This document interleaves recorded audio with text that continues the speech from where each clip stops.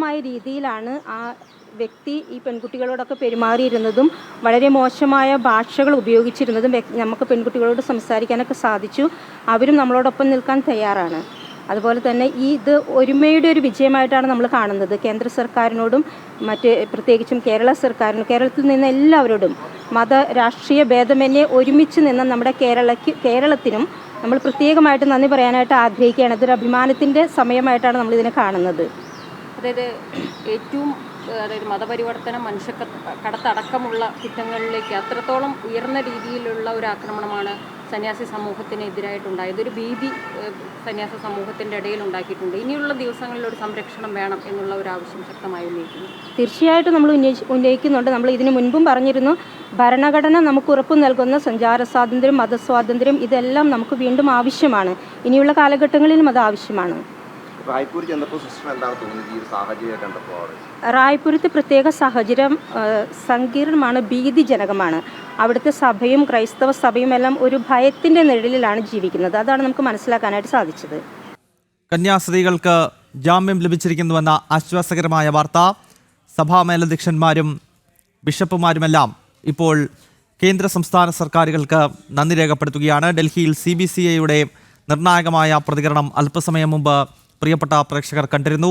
കന്യാസ്ത്രീകളായ വന്ദന ഫ്രാൻസിസും അതുപോലെ തന്നെ പ്രീതി മേരിയും ജാമ്യം ലഭിച്ച് പുറത്തിറങ്ങുന്നതിൽ ഏറ്റവും നന്ദി പറയാനുള്ളത് CBCIയെ സംബന്ധിച്ചിടത്തോളം ദേശീയ തലത്തിൽ അധികാരത്തിലിരിക്കുന്ന നരേന്ദ്രമോദി സർക്കാരിനും ഒപ്പം ഛത്തീസ്ഗഡിൽ അധികാരത്തിലിരിക്കുന്ന വിഷ്ണുദേവ് സായിയുടെ നേതൃത്വത്തിലുള്ള സർക്കാരിനുമാണ് എന്നാണ് CBCI സെക്രട്ടറി ജനറൽ നേരത്തെ മാധ്യമങ്ങളെ കാണുന്ന ഘട്ടത്തിൽ ചൂണ്ടിക്കാണിച്ചത്. ഒപ്പം അദ്ദേഹം എടുത്തു പറഞ്ഞൊരു പേര് BJPയുടെ സംസ്ഥാന അധ്യക്ഷൻ രാജീവ് ചന്ദ്രശേഖറിൻ്റെതാണ്. ഈ കന്യാസ്ത്രീകൾ അറസ്റ്റിലാകുന്ന ഘട്ടത്തിൽ തന്നെ അനൂപ് ആന്റണിയെ പോലെ ഒരു നേതാവിനെ, യുവ നേതാവിനെ, പ്രത്യേകിച്ച് BJPയുടെ സംസ്ഥാന ജനറൽ സെക്രട്ടറിയെ തന്നെ അദ്ദേഹം ഛത്തീസ്ഗഡിലേക്ക് അയച്ചിരുന്നു. അദ്ദേഹം ചെന്നെത്തിയ ദിവസം ആഭ്യന്തരമന്ത്രി, ഒപ്പം മുഖ്യമന്ത്രി വിഷ്ണുദേവ് സായി, മറ്റ് ഉപമുഖ്യമന്ത്രിമാർ തുടങ്ങിയവരെ അനൂപ് ആന്റണി കണ്ടു. കൂടാതെ ദുർഗ് ജയിലിലെത്തി സിസ്റ്റർ വന്ദന ഫ്രാൻസിസിനെയും അതുപോലെ തന്നെ സിസ്റ്റർ പ്രീതി മേരിയെയും നേരിട്ട് കണ്ട് അനൂപ് ആന്റണി BJP സംസ്ഥാന ഘടകത്തിൻ്റെ പൂർണ്ണമായ പിന്തുണ പ്രഖ്യാപിച്ചു. ഒപ്പം ഛത്തീസ്ഗഡിൽ അധികാരത്തിലിരിക്കുന്ന സംസ്ഥാന സർക്കാരിനെ, മുഖ്യമന്ത്രി വിഷ്ണുദേവ് സായി ഉൾപ്പെടെയുള്ളവരെ കാര്യങ്ങൾ ധരിപ്പിച്ചതായി അനൂപ് ആന്റണി വ്യക്തമാക്കി. അതിനുശേഷം പിന്നീട് BJPയുടെ സംസ്ഥാന ഉപാധ്യക്ഷൻ ഷോൺ ജോർജും ഇന്നിപ്പോൾ സംസ്ഥാന അധ്യക്ഷനായ രാജീവ് ചന്ദ്രശേഖർ തന്നെ ഛത്തീസ്ഗഡിലേക്ക് എത്തിക്കൊണ്ട് കന്യാസ്ത്രീകൾക്ക് പൂർണ്ണമായ പിന്തുണ നൽകുന്നുണ്ടായിരുന്നു. സംസ്ഥാന സർക്കാരിനെ കാര്യങ്ങൾ പറഞ്ഞ് ധരിപ്പിക്കുന്നുണ്ടായിരുന്നു. അതിന് പിന്നാലെയാണ് ബിലാസ്പൂരിലെ NIA സ്പെഷ്യൽ കോർട്ട് ഇപ്പോൾ ഈ 2 കന്യാസ്ത്രീകൾക്കും ജാമ്യം അനുവദിച്ചുകൊണ്ടുള്ള സുപ്രധാനമായ തീരുമാനം ഉണ്ടായിരിക്കുന്നത്. സാധാരണയായി ഇവർക്കെതിരെ ഉയർന്നിട്ടുള്ള വളരെ പ്രധാനപ്പെട്ട 2 കുറ്റാരോപണങ്ങൾ, 2 വകുപ്പുകൾ. ഒന്ന്, നിർബന്ധിത മതപരിവർത്തനവുമായി ബന്ധപ്പെട്ടതാണ്. നിർബന്ധിത മതപരിവർത്തനം ഛത്തീസ്ഗഡിൽ നിയമം മൂലം നിരോധിച്ചിരിക്കുന്നതാണ്. ഏറ്റവും കുറഞ്ഞത് 10 വർഷം വരെ തടവ് ലഭിക്കാവുന്ന കുറ്റമാണ്. അതോടൊപ്പം മറ്റൊരു കുറ്റാരോപണം എന്നത് മനുഷ്യക്കടത്തുമായി ബന്ധപ്പെട്ടാണ്. മനുഷ്യക്കടത്തിലും ഏറ്റവും കുറഞ്ഞത് 10 വർഷം വരെ തടവ് ലഭിക്കാം. അങ്ങനെ 2 പ്രധാനപ്പെട്ട കുറ്റാരോപണങ്ങളുള്ള വകുപ്പുകൾ ചുമത്തിയിട്ടും പ്രോസിക്യൂഷൻ അതിശക്തമായ നിലപാടുകൾ, അല്ലെങ്കിൽ അതികഠിനമായ ജാമ്യം ഒരിക്കലും ലഭിക്കാത്ത രീതിയിലുള്ള നിലപാടുകൾ കോർട്ടിൽ എടുക്കാതെ ഈ 2 കന്യാസ്ത്രീകൾക്കും ജാമ്യം ലഭിക്കട്ടെ എന്ന നിലയിലുള്ള മൃദു സമീപനം കൈക്കൊണ്ടിരുന്നു. BJP സംസ്ഥാന ഘടകത്തിൻ്റെ നിർണായകമായ ഇടപെടൽ മൂലമാണ് അത്തരമൊരു നിലപാടിലേക്ക് ഛത്തീസ്ഗഡ് സർക്കാരിൻ്റെ പ്രോസിക്യൂഷൻ പോയത്. ഇപ്പോൾ തൃശ്ശൂരിൽ ബിഷപ്പുമാർ മാധ്യമങ്ങളെ കാണുന്നതായി മനസ്സിലാക്കാൻ സാധിക്കുന്നു. അതിൻ്റെ തത്സമയ സംരക്ഷണത്തിലേക്ക് പോകാം.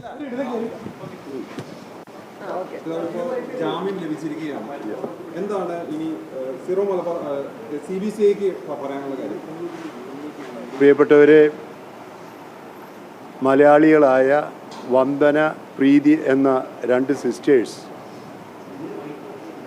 ആഗ്രയിൽ ജോലി ചെയ്യുന്നവർ അവരുടെ ആശുപത്രിയിലേക്ക് ജോലിക്കാരെ ലഭിക്കാൻ വേണ്ടി അവിടെ ജോലി ചെയ്യുന്ന ഒരു സ്ത്രീയുടെ നിർദ്ദേശപ്രകാരം ഛത്തീസ്ഗഡിൽ നിന്ന് 2 യുവതികളെ, ക്രിസ്ത്യാനികളായ 2 യുവതികളെ അവരുടെയും മാതാപിതാക്കളുടെയും അനുവാദത്തോടെ കൊണ്ടുപോകാനായി ദുർഗ് എന്ന ഛത്തീസ്ഗഡിലെ റെയിൽവേ സ്റ്റേഷനിൽ ചെന്നപ്പോൾ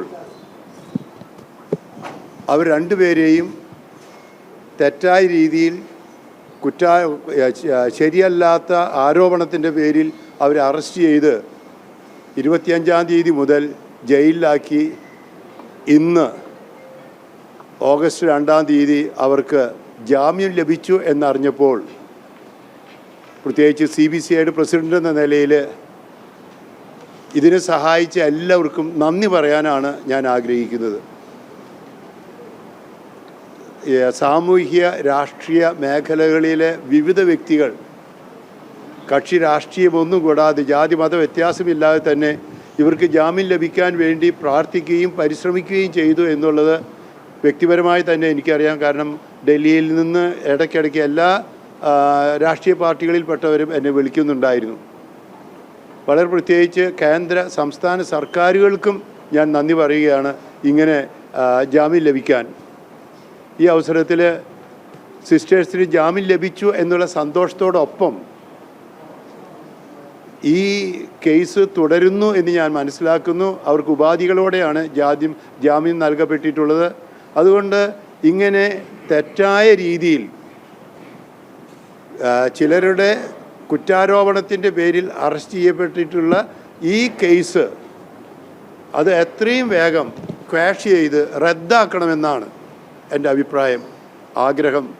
അതിനു വേണ്ട നടപടികൾ ബന്ധപ്പെട്ട എല്ലാവരും സർക്കാരുകളും ചെയ്യണം. എന്തുകൊണ്ട് തെറ്റാണ് എന്നുള്ളത് നിങ്ങൾക്ക് ഇതിനകം വ്യക്തമാണ്. ഒന്ന്, മേജറായ 3 യുവതികളാണ്. അവരുടെ സ്വന്തം ഇഷ്ടപ്രകാരം മാതാപിതാക്കളുടെ അനുവാദത്തോടെ ജോലിക്ക് വേണ്ടി പോയതാണ്.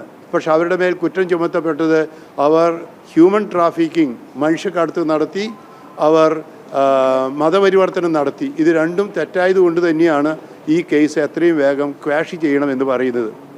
ഇതിനുവേണ്ടി സഹായിച്ചവരെ എല്ലാം ഞാൻ ഓർക്കുന്നു. ഞാനൊരു രാഷ്ട്രീയ പാർട്ടിയുടെ അല്ലെങ്കിൽ ആരുടെയും പേര് പറയുന്നില്ല, എല്ലാവരും സഹകരിച്ചിട്ടുണ്ട്. ഒരു കാര്യം കൂടി എനിക്ക് നിങ്ങളോട് പറയാനുണ്ട്, അല്ലെങ്കിൽ സർക്കാരിനോടും ബന്ധപ്പെട്ട എല്ലാവരോടും പറയാനുണ്ട്. ലോകത്തിലെ ഏറ്റവും നല്ല ഭരണഘടനകളൊന്നായ ഇന്ത്യയുടെ ഭരണഘടന പ്രകാരം നൽകപ്പെട്ടിട്ടുള്ള മതസ്വാതന്ത്ര്യവും ന്യൂനപക്ഷ അവകാശങ്ങളും അത് ധ്വംസിക്കപ്പെടരുത്. അത് സംരക്ഷിക്കപ്പെടാൻ തീർച്ചയായിട്ടും കേന്ദ്ര സംസ്ഥാന